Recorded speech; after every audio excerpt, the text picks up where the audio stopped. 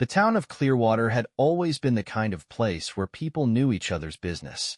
Tucked away in the quiet hills of Pennsylvania, it was a town of habits, routines, and unspoken rules. The residents took pride in their community, in the neat rows of houses with well-manicured lawns, in the way Sunday service filled the pews of St. Mark's, and in the fact that everyone knew who belonged and who didn't. So, when a stranger showed up one fall morning, walking down Main Street with a heavy duffel bag slung over his shoulder, people noticed. He was a tall man, lean but broad-shouldered, with a rough face that hinted at years of hardship. His clothes were clean but worn, the kind of outfit that suggested he had been traveling for a while. He didn't look homeless exactly, but he also didn't carry the polished air of a businessman passing through town. He stopped in front of O'Malley's diner, standing there for a long moment as if considering whether he belonged. From inside the diner, the regulars watched him through the large window. Mrs. Weller, who had been working the counter for 20 years, narrowed her eyes, already deciding that he was up to no good. At a corner booth, Sam Brewster, the owner of Brewster Hardware, leaned forward, whispering something to his friend. Even Sheriff Nolan, sitting near the entrance, took a casual sip of his coffee while keeping an eye on the man. The stranger eventually pushed open the door and stepped inside. The bell jingled overhead, and for a brief moment, the diner went quiet before conversations resumed, just a little more hushed than before. He walked to the counter, set his duffel bag on the floor, and reached into his pocket. When he pulled out a $20 bill, people seemed to relax slightly. He was paying for his meal, not asking for a handout. Mrs. Weller still looked wary as she took his order, but she served him like she would anyone else. Throughout the morning, the town continued its usual routine, but the presence of the stranger lingered in the background. A few folks tried to place him, wondering if he might be a drifter or someone passing through looking for work. Clearwater wasn't the kind of place that attracted tourists, and outsiders rarely stayed long. By afternoon, the man had taken up a spot on a bench near the town square, watching people go by. Curiosity grew. Some of the younger kids whispered about him, inventing wild stories. Maybe he was an ex-con, or a runaway soldier, or a millionaire pretending to be poor. The theories spread fast, and soon enough, the adults had their own ideas. Mrs. Carmichael, the librarian, thought he might be a writer searching for inspiration. The men at Joe's Auto believed he was a former boxer, judging by the way he carried himself. But no one knew for sure, and the stranger wasn't offering any explanations. The first real test came when he walked into Johnson's grocery. The store had been a Clearwater institution for 3 generations, and Old Man Johnson didn't tolerate nonsense. The stranger picked up a basket and moved deliberately through the aisles, choosing only a few items: bread, a jar of peanut butter, a pack of bottled water. At the register, he paid in cash, his hands rough and calloused as he handed over the bills. That night, when most of the town had settled into their homes, the stranger remained outside. He didn't check into the small motel on the edge of town, nor was he seen heading toward the highway. Instead, he set up on one of the old wooden benches near the park, his duffel bag serving as a pillow. By morning, the rumors had solidified into concern. Sheriff Nolan decided it was time to find out what the man was doing in Clearwater. The town didn't take kindly to people loitering without a purpose, and though the stranger had caused no trouble, his presence unsettled the locals. As the morning sun cast long shadows over Main Street, the sheriff approached the bench, determined to get some answers. What he didn't know, what none of them knew, was that the stranger hadn't chosen Clearwater by accident. He had a reason for being there, a past that tied him to the town in ways no one would have guessed. And soon, whether the people of Clearwater liked it or not, that past was about to catch up with all of them. Sheriff Nolan wasn't the kind of man who enjoyed confrontation, but Clearwater had always run smoothly under his watch, and he intended to keep it that way. When a stranger spent the night on a bench instead of passing through like most outsiders did, it raised a flag in his mind. He approached the man cautiously, his boots crunching against the gravel path as the early morning mist hovered over the ground. The stranger was already awake, sitting up with his elbows resting on his knees. His eyes were steady, watching Nolan's approach without any sign of nervousness or guilt. That, more than anything, made the sheriff uneasy. Most drifters either acted jittery when questioned or went out of their way to seem harmless. This man did neither. Nolan didn't immediately reach for his belt or flash his badge. He wasn't looking for trouble, just information.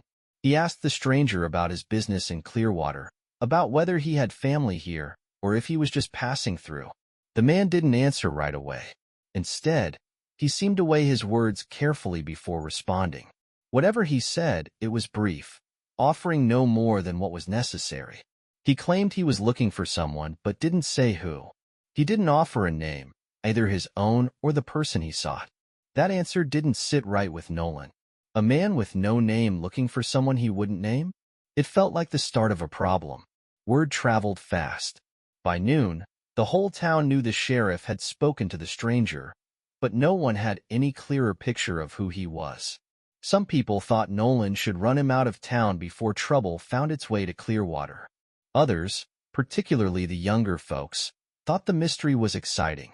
The teenagers, eager for anything that broke the monotony of small-town life, started calling him the Ghost, since he seemed to have appeared out of nowhere and said almost nothing. But while the town speculated, the stranger moved with quiet purpose. He wasn't just aimlessly wandering. He stopped in front of old buildings, pausing as if trying to recall something. He ran his hand along the chipped wood of a faded sign outside the defunct train station. He stood on the edge of the lake, staring at the water for long moments. He wasn't lost. He was remembering. Then, late one evening, he made his way to the abandoned house on the far edge of town. The house had been empty for nearly 2 decades. It was the sort of place kids dared each other to approach on Halloween, a relic of another time. The shutters were rotting, the front steps sagged, and the paint had long since peeled away, leaving gray, splintered wood exposed to the elements. Weeds had overtaken the yard, growing in wild tangles up against the porch. And yet, the stranger stood in front of it, staring at it like it meant something to him. A few people noticed. An old man walking his dog slowed when he saw the figure standing there. A couple driving home after dinner at the diner passed by and whispered to each other about it. Even Sheriff Nolan, making his rounds, saw the man in the distance and frowned. Something about the way the stranger looked at the house was unsettling. Not the way someone would look at an abandoned property out of idle curiosity, but the way a man would look at a place where his past still lingered like a ghost he couldn't shake. The next morning, Nolan did some digging. He searched old town records, looking for anything that might explain the stranger's interest in the house. The property had belonged to the Whitmore family once, but they had disappeared almost 20 years ago.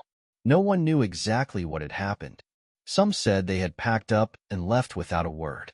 Others claimed something darker had occurred. Nolan had always assumed they had simply moved away and never looked back. But now, watching the way the stranger lingered around town, he wasn't so sure. By midday, the tension in Clearwater had reached its peak. The man wasn't just a curiosity anymore. He was a question mark no one could ignore. And questions, especially ones tied to the past, had a way of demanding answers. Then, as the sun dipped behind the hills, an old woman named Evelyn Foster stepped out onto her porch and took one long, careful look at the man standing near the abandoned house. And she turned pale. She knew who he was, and she knew why he had come back. Evelyn Foster had lived in Clearwater longer than most. She had seen the town change, seen families come and go, and watched as old secrets were buried beneath layers of time and silence. But there were some things time couldn't erase, and when she saw the stranger standing near the abandoned Whitmore house, she knew exactly who he was. That night, she sat on the edge of her bed, hands trembling slightly as she reached for the worn wooden box she kept in the bottom drawer of her dresser. Inside were remnants of a past she had long stopped speaking about, old letters, faded photographs, and a small brass key. She picked up one of the photographs, holding it close to the dim glow of her bedside lamp. It was a picture of the Whitmore family, taken nearly 20 years ago. In the center stood a man and woman, both smiling stiffly, their expressions strained even in the stillness of the image. And there, standing just in front of them, was a young boy with sharp eyes and an expression that seemed far too serious for his age. Evelyn's breath caught in her throat. She had assumed the Whitmores were gone for good.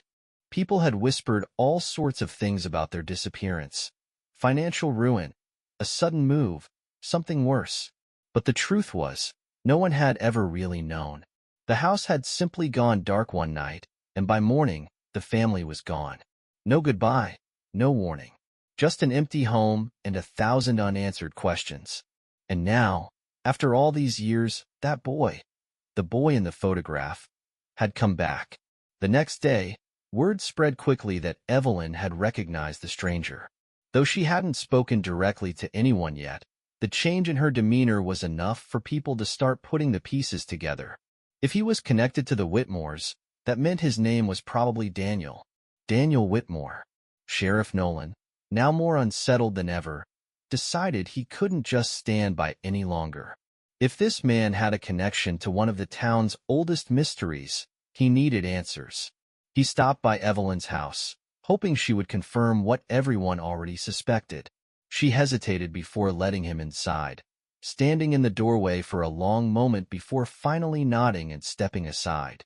As they sat in her small living room, she placed the photograph on the table between them.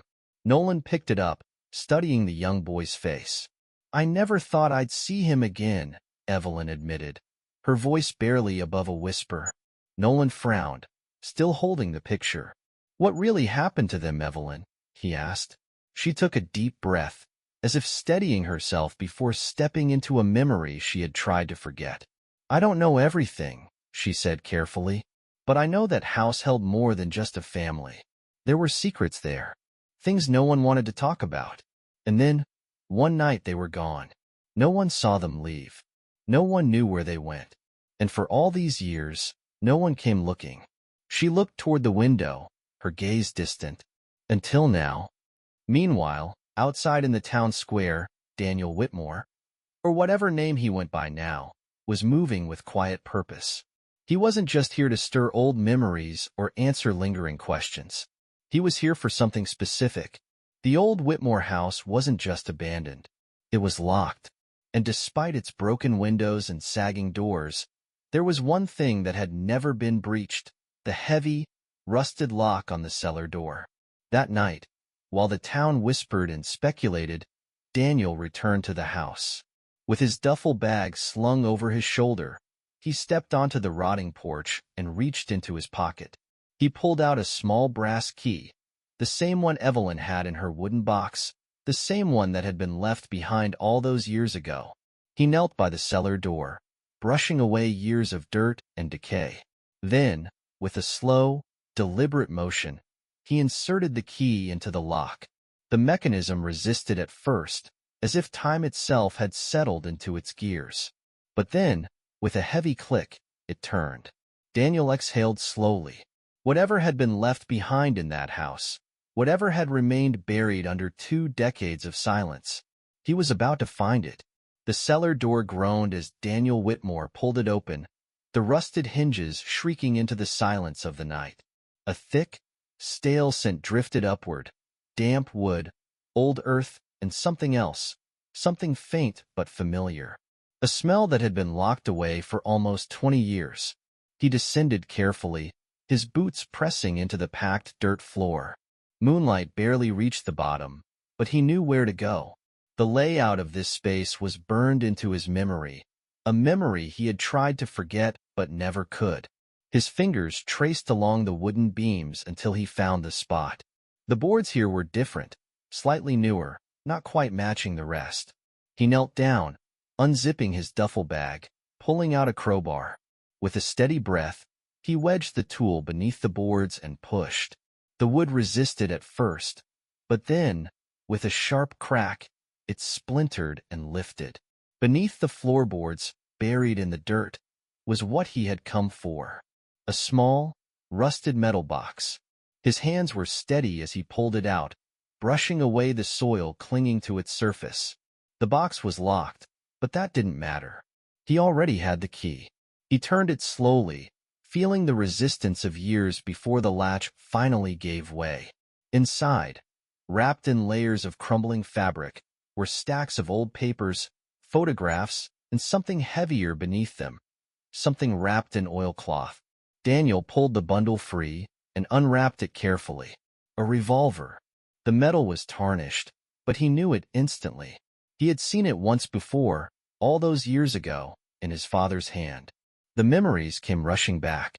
The night his family disappeared, Daniel had been 10 years old. He had been woken by shouting. His father's voice, sharp with anger, his mother's softer, pleading. He had crept out of his room, heart pounding, and seen them at the top of the stairs. His father's face was flushed, his grip tight on the revolver. His mother had been crying. And then there was a third voice. A man's voice, low and steady. A stranger. Daniel had never seen his face, only the dark silhouette standing in the doorway. But he remembered the way his father tensed, the way his mother's hand clenched around his wrist. And then, a single gunshot. By the time Daniel made it down the stairs, the front door was open, the night air rushing in. His father was gone. His mother grabbed him, whispered something he didn't understand, and then they, too, were running. Away from the house, away from Clearwater, away from everything they had ever known. They never came back. Until now. Daniel let out a slow breath, gripping the revolver tightly. He had spent years trying to piece together the truth. His mother had never told him everything, only that his father had been involved in something dangerous, something that had finally caught up to him that night. But now, standing in the cellar of the house he barely remembered, holding the gun that had changed everything, Daniel realized something. The past wasn't finished. Behind him, he heard movement. Footsteps on the porch above, the creak of old wood. Someone was there. He closed the box, stood slowly, and turned to face the stairs. Sheriff Nolan stood at the top, his face shadowed in the dim light. For a long moment, neither of them moved. Daniel knew why he was here. The town had been watching him. They had known something was coming, even if they hadn't known what. Nolan's eyes dropped to the gun in Daniel's hand. The weight of 20 years pressed between them. Then, finally, Daniel spoke. The first time he had spoken more than a few words since arriving in Clearwater. "I need to know the truth." And in the silence that followed, Nolan exhaled, his jaw tightening, his fingers twitching at his side. Because he knew it. And now, there was no way to keep it buried. The past had come back to Clearwater. And this time, it wasn't leaving quietly.